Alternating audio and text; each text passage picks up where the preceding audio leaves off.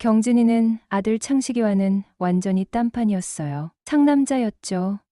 계집애처럼 곱상한 얼굴의 창식이와는 정반대로 첫인상부터 강렬한 남성미가 물씬 풍겼어요. 고등학생이라고는 믿기 어려울 만큼 듬직하고 건장한 체격에 턱에는 시커먼 수염 자국도 보였고요. 무엇보다 인상적이었던 건 크고 깊은 눈망울이었어요. 그 눈은 마치 무언가를 간절히 갈망하는 듯했고 때로는 황홀한 듯 저를 응시하곤 했죠.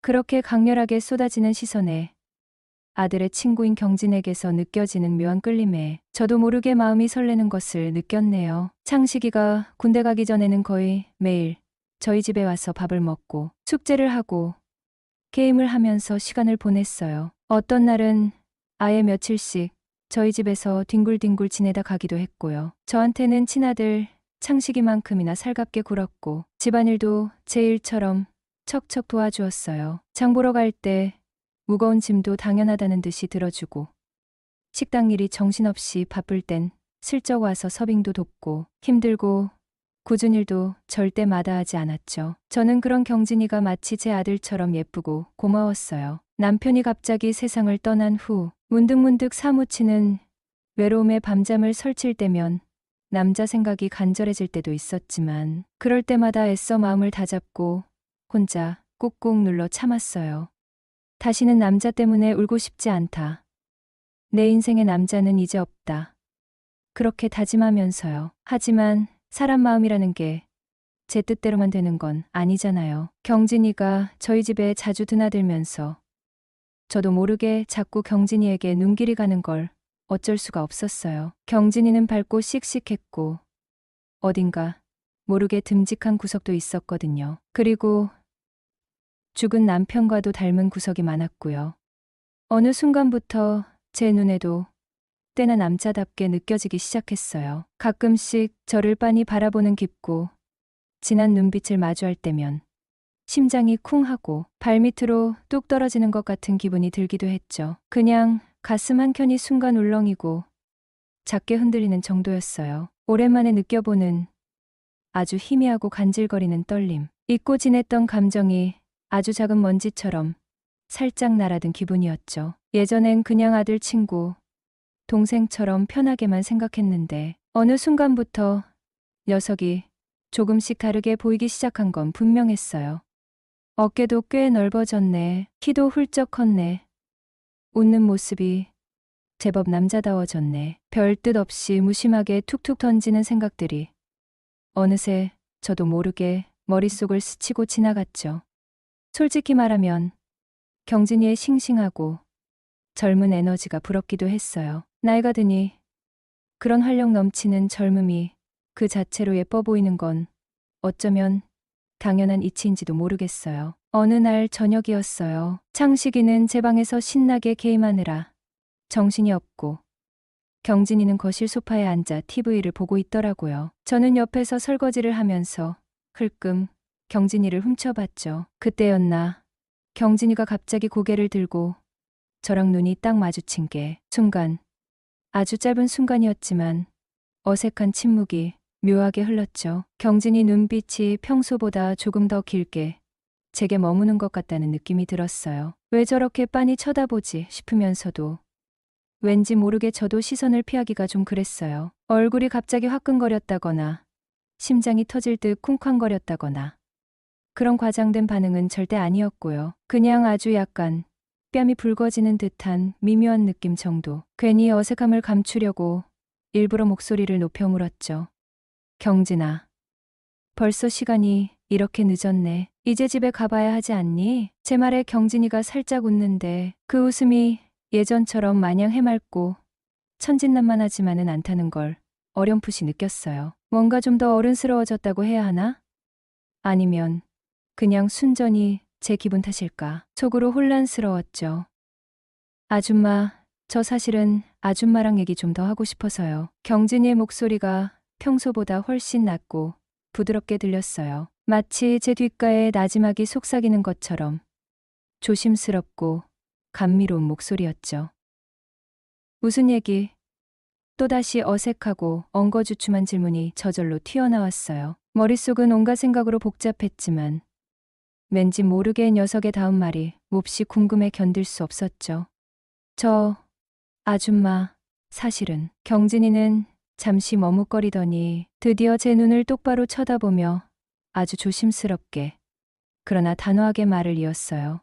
저 아줌마 좋아해요. 경진이의 고백은 솔직히 예상했던 것보다 훨씬 더 직접적이었고 훨씬 더 강렬하게 제 심장에 파고들었어요. 머릿속이 순간 하얗게 비워지는 기분. 좋아한다니 아들 친구가 나를 현실감이라고는 전혀 없는 낯선 상황에 멍해지면서도 한편으로는 걷잡을 수 없는 설렘이 마치 폭풍처럼 제 안으로 거세게 밀려왔죠. 그때는 순간 당황해서 아줌마한테 함부로 장난치는 거 아니야 라며 얼버무리고 그냥 넘겼지만 어쩌면 그때부터 아주 옅은 썸 같은 야릇한 감정이 우리 두 사람 사이에 조심스럽게 피어났는지도 모르겠어요. 그날 이후로 경진이가 전과는 조금씩 다르게 보이기 시작한 건 부정할 수 없는 사실이에요. 녀석의 시선이 왠지 모르게 조금 더 길어진 것 같기도 하고 녀석의 말 한마디, 행동 하나하나에 괜히 신경이 쓰이고 의미 부여하게 되고 혹시 경진이가 정말로 나를 하는 아주 찰나의 망상이 머릿속을 스치고 지나가기도 했죠. 하지만 곧 정신을 번쩍 차렸어요. 아줌마가 주책이지. 나이 차이가 도대체 얼만데. 게다가 아들 친구인데 말도 안 되는 소리. 스스로 현실의 높은 벽을 굳건하게 만들고 애써 끓어오르는 감정을 억누르려고 발버둥 쳤죠. 하지만 이미 한번 움튼 감정의 작은 씨앗은 제 마음속 깊은 곳에 뿌리를 내리고 생각보다 훨씬 더 끈질기게 쉽게 사라지지가 않더라고요.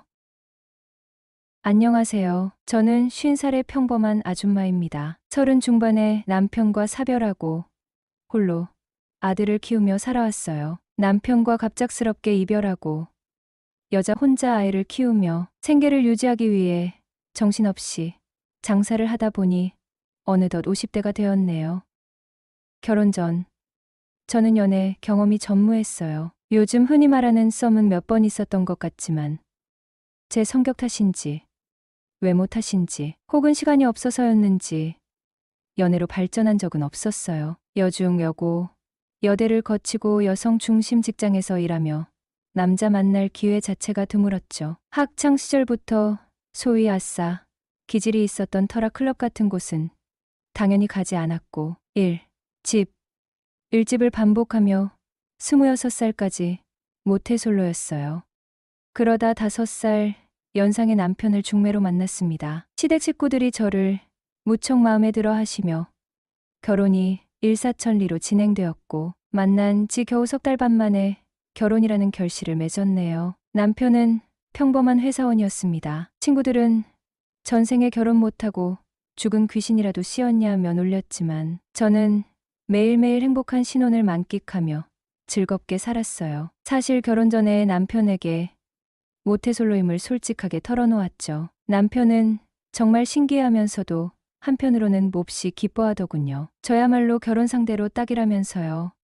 이후 남편은 저를 얼마나 아끼고 사랑해 주었는지 모릅니다. 남자에 대해 정말 아무것도 모르던 제게 남편은 하나부터 10까지 세심하게 가르쳐 주었고 남녀 간의 사랑이 무엇인지 처음으로 깨닫게 해주었어요. 어른들이 그토록 속궁합을 강조하는 이유를 남편을 만나고 나서야 제대로 알게 되었죠. 정말 매일매일 새로운 세상을 경험하는 듯 했거든요. 저희 부부는 그야말로 찰떡궁합이었던 겁니다. 물론 남편이 그 방면에 탁월한 재능을 타고난 사람이기도 했죠. 그래서 저는 저희 만남을 운명처럼 여겼고 결혼 역시 남편이 원하는 대로 일사천리로 진행했습니다. 이후 저는 남편을 하늘처럼 떠받들며 행복한 결혼 생활을 이어갔어요. 사건이 있었던 그날은 토요일이었습니다. 요즘은 주 5일 근무라 토요일이 휴일이지만 그때는 토요일도 반나절 근무를 했습니다. 남편은 퇴근 후 집에 돌아왔어요. 여보, 나 지금 사무실 사람들이랑 낚시 가기로 했어. 간식거리 좀 챙겨줄 수 있어? 남편은 회사에서도 인정받는 성실한 사람이었고 가정에도 헌신적이어서 부부관계는 더할 나위 없이 좋았습니다. 아들 창식이에게는 더없이 자상한 아빠였고요. 하지만 딱 하나 아쉬운 점이 있다면 언제부터인가 혼자 낚시를 즐기기 시작했다는 것입니다.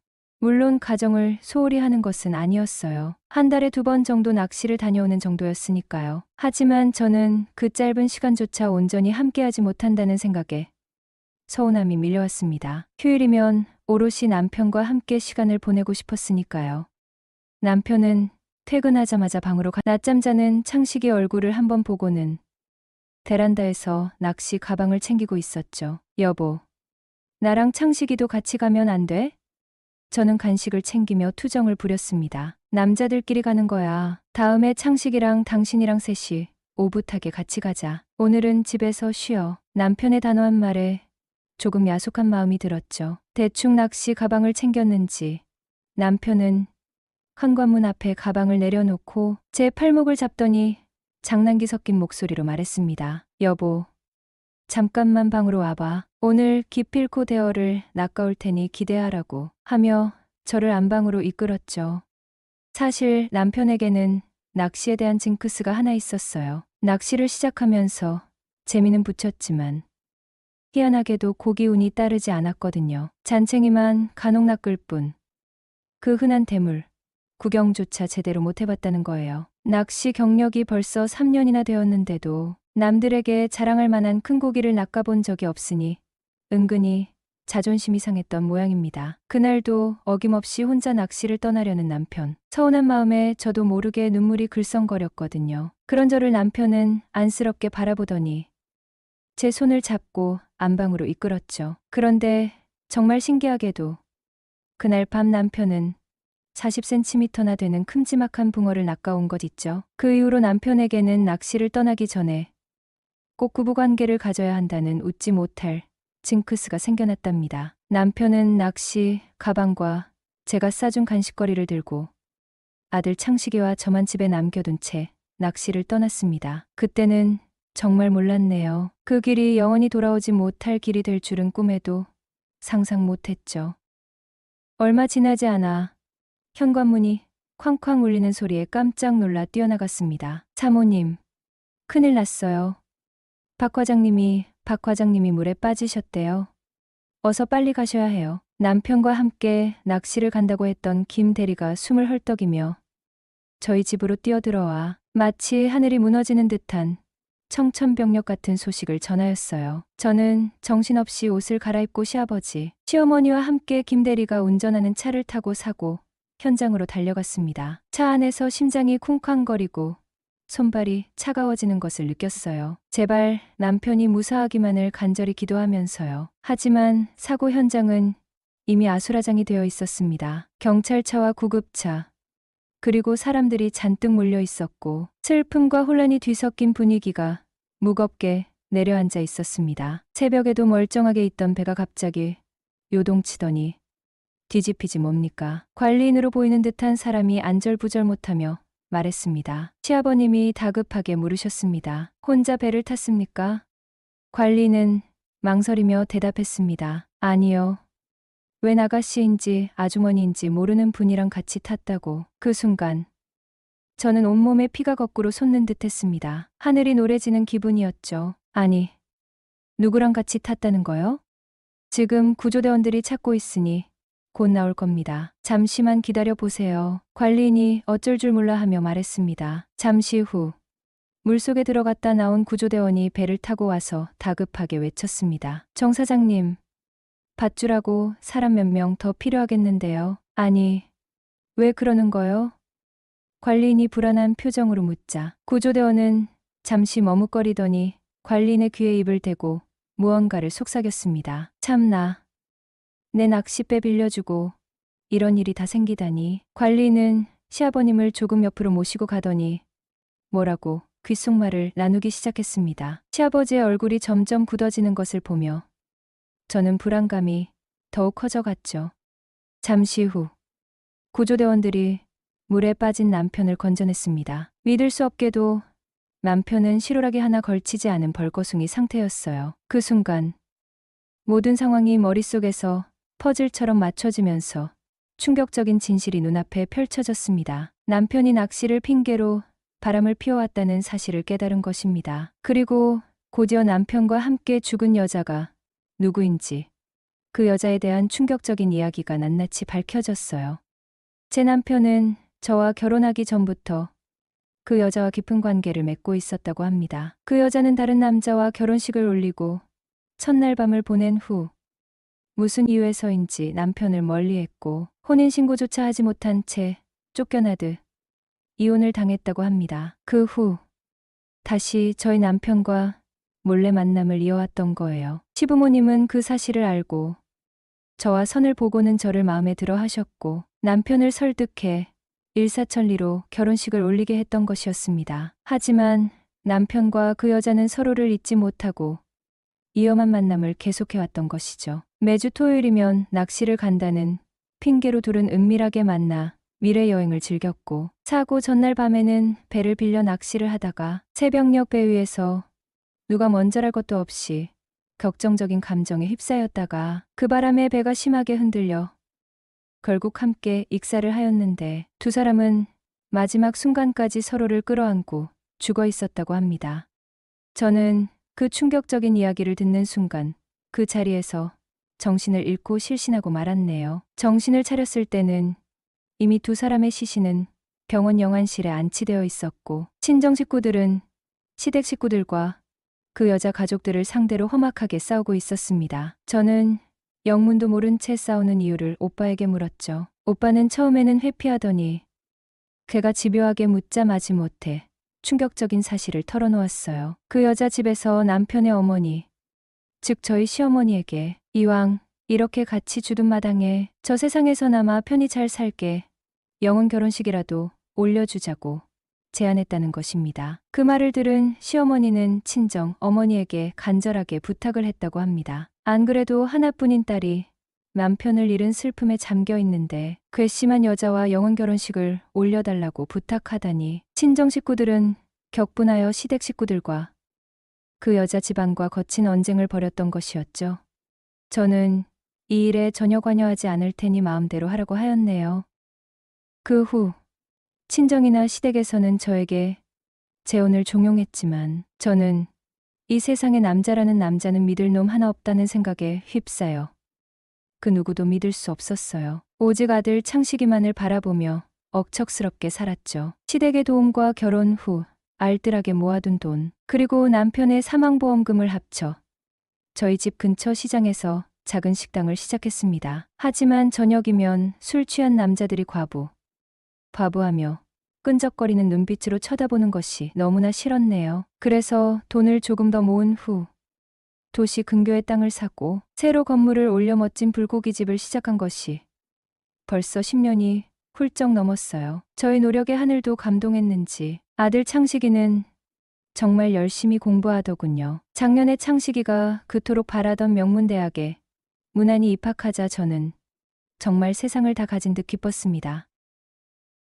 창식이가 군대에 가고 텅 빈 집안에 혼자 남겨지니 외로움은 더욱 깊어졌어요. 경진이는 그런 저를 위로하듯 더 자주 저희 집에 왔어요. 저녁 식사를 함께하고 TV를 보며 이야기를 나누고 때로는 밤늦도록 제 옆에 있어주기도 했죠. 경진이와 함께 있을 때면 왠지 모르게 마음이 편안해지고 따뜻해지는 기분이 들었어요. 어느 날 밤 경진이가 제 어깨에 기대 잠이 든 모습을 보면서 저는 문득 경진을 남자로서 느끼고 있다는 것을 깨달았어요. 하지만 차마 입 밖으로 낼 수 없는 금기된 감정이었기에 속으로만 끙끙 앓았죠. 그러던 어느 날 밤이었어요. 그날도 텅 빈 집에서 혼자 저녁을 먹고 TV를 보는데 갑자기 현관문 비밀번호 누르는 소리가 들리더니 경진이가 불쑥 들어오는 거예요. 술 냄새를 풍기면서요. 경진아, 이 시간에 웬일이니? 연락도 없이. 걱정스러운 마음에 핀잔을 주자 경진이는 혀 꼬부라진 목소리로 엉뚱한 말을 하는 거 있죠. 아줌마, 저 아줌마 정말 좋아해요. 술 기운에 하는 소리겠지. 대수롭지 않게 생각하면서도 심장이 두근거렸어요. 좋아한다는 말이 처음이 아니었으니 말이죠. 저도 이제 성인인데 아줌마 좋아하면 안 돼요? 경진이는 술에 취해 붉어진 얼굴로 제 곁으로 다가와 덥석 손을 잡는 거 있죠. 순간 당황했지만 이상하게 싫다는 생각보다 오히려 따뜻하고 설레는 감정이 밀려왔어요. 싫어. 이러면 안 되지. 입으로는 완강하게 부정했지만 제 손은 경진이의 손을 뿌리치기는커녕 오히려 다른 손을 포개어 감싸 쥐고 있었어요. 제 스스로도 믿기지 않을 만큼 솔직한 몸의 반응에 당황스러웠죠. 아줌마는 제가 정말 싫으세요? 싫은 건 아닌데 저는 차마 경진의 얼굴을 마주 볼 수 없어 고개를 돌렸어요. 하지만 이미 제 마음은 싫다는 말과는 정반대로 격렬하게 흔들리고 있었죠. 이제 아줌마는 제가 책임질게요. 아셨죠? 경진이는 확신에 찬 목소리로 말하며 저를 더욱 꽉 끌어안았어요. 그 순간 저는 10년간 억눌러왔던 외로움과 그리움 그리고 낯선 설렘이 뒤섞인 감정에 휩싸였어요. 결국 저는 경진의 품에 안겨 그의 고백을 받아들이고 말았답니다. 정말이지 제가 미친 게 분명했어요. 아들 친구를 남자로 받아들이다니 지금 생각해도 믿기지 않아요. 여보, 사랑해. 경진의 품에 안겨 행복감에 젖은 저는 무의식적으로 경진을 죽은 남편의 이름으로 불렀어요. 10년 만에 다시 사랑을 시작하게 될 줄은 정말 상상도 못했죠. 그것도 아들 친구와 어쩌면 경진이는 창식이가 군에 가기 전부터 이미 제 마음속에 깊숙이 들어와 있었는지도 모르겠어요. 편안함, 익숙함, 그리고 묘한 설렘. 경진이는 어느새 제 삶에 깊숙이 스며들어 저도 모르는 사이 제 마음을 빼앗아 버린 것이었죠. 그렇게 경진이와 저는 비밀스러운 연인이 되었어요. 처음에는 아들에 대한 죄책감과 세상의 시선이 두려워 숨기려고 했지만 경진이의 적극적인 애정 공세에 점점 마음이 녹아내렸죠. 사실 경진이와 너무 잘 맞았네요. 마치 죽은 남편이 살아 돌아왔나 싶을 정도로 두 사람은 비슷한 게 너무나도 많았어요. 그래서였을까요? 경진이만 보면 이성을 잃고 말았죠. 경진이는 학교 수업과 아르바이트를 하면서도 틈만 나면 저를 찾아왔고 사랑한다고 속삭여 주었어요. 잃어버렸던 젊음과 설렘을 다시 찾은 기분이었죠. 낮에는 식당 일을 하고 밤에는 경진이와 몰래 데이트를 즐기는 마치 20대 연애 초반 같은 풋풋하고 짜릿한 나날들이 이어졌어요. 경진이는 저를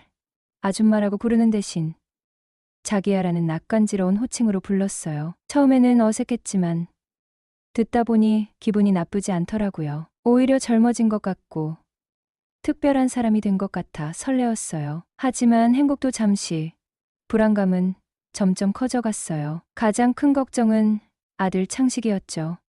군대에 있는 아들이 이 사실을 알게 되면 얼마나 충격을 받을까. 혹시라도 경진이와 절교하고 저를 원망하면 어쩌나 밤잠을 설칠 정도로 걱정이 되었어요. 경진이에게도 솔직하게 털어놓았죠. 경진아, 우리 관계 창식이가 알게 되면 어떡하지? 정말 끔찍해. 상상만 해도. 제 걱정에 경진이는 오히려 저를 안심시키듯 부드럽게 웃으며 말했어요. 아줌마, 너무 걱정 마세요. 창식이는 이해해 줄 거예요. 제가 알아서 잘 말할게요. 경진이의 말은 고마웠지만 불안한 마음은 쉽게 사라지지 않았어요. 하지만 경진이를 믿고 기다려보기로 했죠. 어쩌면 이것은 제 인생에 다시 찾아온 마지막 사랑일지도 모른다는 간절함 때문이었을 거예요. 10년 동안 굳게 닫혀있던 제 마음의 문을 두드려 열어준 사람이 경진이었으니까요. 며칠 후 경진이가 조심스럽게 창식에게 전화를 걸어 우리의 관계를 털어놓았다고 했어요. 밤새도록 잠을 설쳤죠. 아침이 되어 초조하게 경진에게 전화를 걸었어요. 경진아, 창식이 반응이 어땠어? 뭐라고 하던 경진이는 밝은 목소리로 대답했어요. 아줌마, 걱정 마세요. 창식이가 처음에는 조금 놀라긴 했지만 오히려 저희 잘 되라고 응원해줬어요. 자기도 아줌마 외로울까봐 걱정했는데 좋은 사람 만나서 다행이라고 했다니까요. 경진이의 말을 듣고 안도의 눈물이 핑 돌았어요. 하늘이 무너지는 줄 알았던 걱정이 눈 녹듯이 사라지는 순간이었죠. 그 후로 저는 더 이상 죄책감에 얽매이지 않고 경진과의 사랑에 푹 빠져들 수 있었어요. 경진이는 정말이지 저에게는 과분한 남자였어요. 젊고 혈기왕성한 나이인데도 저를 진심으로 아껴주고 사랑해 주었으니까요. 어쩌면 전생에 나라를 구했나 싶을 정도로 매일매일이 기적 같고 행복하네요. 인생에서 가장 큰 행복은 우리가 사랑받고 있다.